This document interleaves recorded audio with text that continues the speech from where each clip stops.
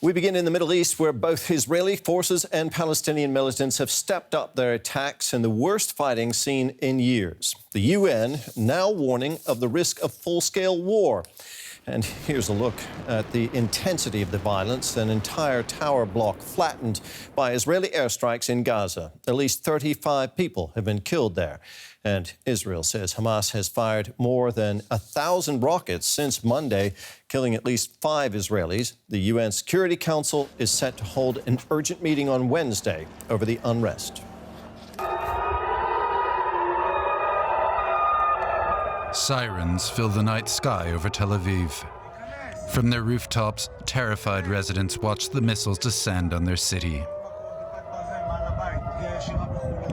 Israel's famed Iron Dome defense system overwhelmed by the sheer number of rockets launched by Hamas from Gaza. Israel's prime minister pledged revenge.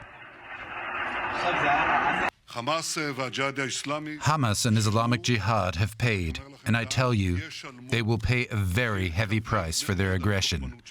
I say here tonight, their blood be on their heads.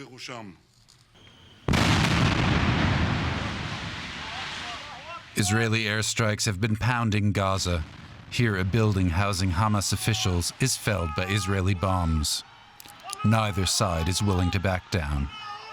If Israel wants to escalate, we're ready for it. And if it wants to stop, we're also ready. If they want to remove their hand over Jerusalem, we're ready. Despite Israel's sophisticated defenses, Hamas's primitive missiles are more than a mere nuisance. They've taken lives and destroyed property. But Israeli airstrikes have extracted a much heavier toll on Gaza's population. A final goodbye as these relatives bury their loved ones. The U.S. has taken the lead in calling for a peaceful resolution to the crisis. We are deeply concerned about the escalation between Israel and those launching rockets from Gaza, and we call for restraint and for calm. Israel has the right to defend itself and to respond to rocket attacks. The Palestinian people also have the right to safety and security. But in such a tense situation, the right to safety and security for all sides remains an elusive goal. Let's cross straight over to our Jerusalem correspondent, Tanya Kramer. Tanya, tell us more about those Israeli airstrikes in Gaza and the rocket attacks on Israel. What's been happening there? Well, as we've seen in the report, it has been definitely a very difficult night for the residents in Gaza, but also for the Israeli residents under, the rocket attacks. Now, there has been a very dense air bombardment from the Israeli military overnight, and especially also in the early morning hours on Gaza. We understand that 2 residential high-rise buildings in Gaza were targeted, but also many institutional buildings like police stations in Gaza were damaged or destroyed. The destruction there is still assessed according to local sources in Gaza. At the same time, we've seen since last night also a major escalation by Hamas and the Islamic Jihad by launching rockets towards the center of Israel, including Tel Aviv. According to the Israeli army, over 1,000 rockets have been launched towards Israel, and the army says they have targeted over 500 sites in the past day and a half of these hostilities. But of course, those numbers are changing by the minute.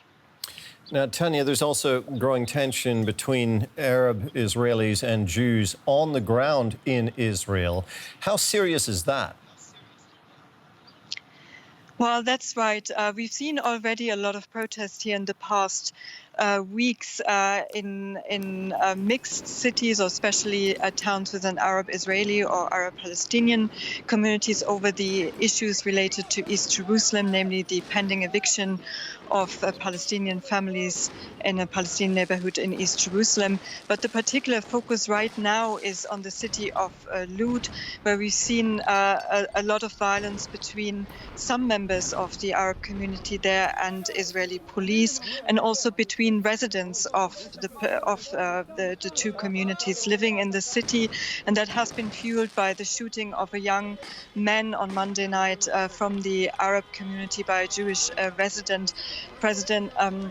The Israeli Prime Minister Benjamin Netanyahu has now declared the city in a state of emergency and has ordered reinforcements in the city to restore calm, as he said.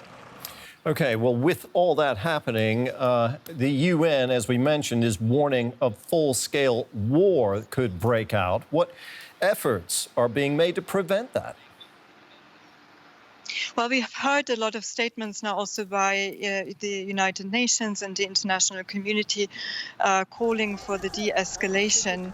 It is unclear at the moment whether both sides have an interest now at this particular time to de-escalate. What happens usually, what we've seen in previous round, at least behind the scenes, mediation efforts are usually going on between brokered by actors like Egypt, Qatar, and the United Nations and others, trying to mediate between the militant factions in Gaza and Israel.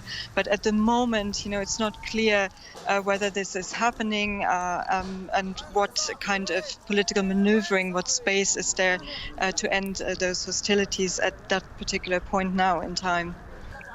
Tanya, thank you. That was DW's Tanya Kramer in Jerusalem.